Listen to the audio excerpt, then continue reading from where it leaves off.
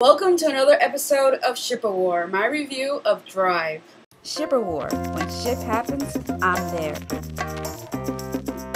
Ryan Gosling does not disappoint yet again. It's kind of unbelievable how he just has this eye for good scripts. I really extremely enjoyed this movie. From the very beginning, it's just something with the music and the way it was shot. It was just such a very beautiful film. This movie is based in Los Angeles, and I have to say, wow, because I've been to Los Angeles. I've seen Los Angeles in previous movies, and it never looked as breathtaking as it did in this film. Like, there was shots of Los Angeles. I was just sitting there like, wow, that is so beautiful. Now, the love story in the movie is the main plot of the story. Of course, there's a lot of other stuff that happened in the story, but the main premise of the story is Ryan Gosling's relationship with Carey Mulligan's character. And I have to say, they had wonderful chemistry in this movie. There were scenes where they just looked at each other, did not say any words, and you still felt something between the two characters. I kind of wish the movie was more about them two than everything else. That's probably my biggest complaint in this movie, was there wasn't enough of them. Even though there was, I just wasn't satisfied. I just wanted more of that relationship and more of that interaction between Ryan and Carey, who I have to say was so wonderful. She was so wonderful in this movie. I'm so used to seeing her in like British type production movies like Pride and Prejudice, An Education, Never Let Me Go, where she always plays a English woman. And then in this movie, she's playing a woman from Los Angeles, an American, and her American accent is so spot on. She was so good in this movie, not only with the accent, but her acting as well. She was wonderful. She was great leading lady, opposite to Ryan Gosling. I would love to see them in another movie opposed to this one. Another thing I extremely loved from this movie was the soundtrack. The music in this movie just set the mood for every scene. From the very beginning, like, every song was just so, like, it gave me chills just listening to them.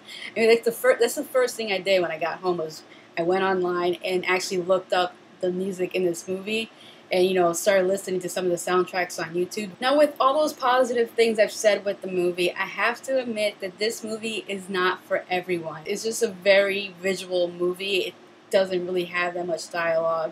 You kind of just have to watch it and just, you know, take what you're seeing and just, you know, translate it in whatever way you want to. And I guess some people don't like that. I guess people like to, like, be told what's happening on their screen. So there was a lot of people in my theater, unfortunately, that did not like this movie because of that. During some scenes, for example, there's a scene where Ryan Gosling's character is sitting in the car, and the camera is like right up to his face, and it's there for at least half a minute, more or less. I'm not exactly sure. I didn't count it exactly. And people in my audience started to either laugh or they started to make comments like, blink, smile, talk, do something, because they were frustrated because there was a lot of scenes like that, and people did not like that. And when I was walking out of the theater, people were complaining about that, and also even went as far as saying they thought the movie was garbage. So I have to say, I believe this movie is going to be split with the general audience. There's people who are going to completely appreciate how this movie was done and filmed and completely embrace it, and then there's going to be people who are just not going to like it for the way it was made and completely throw it away and say it's complete garbage.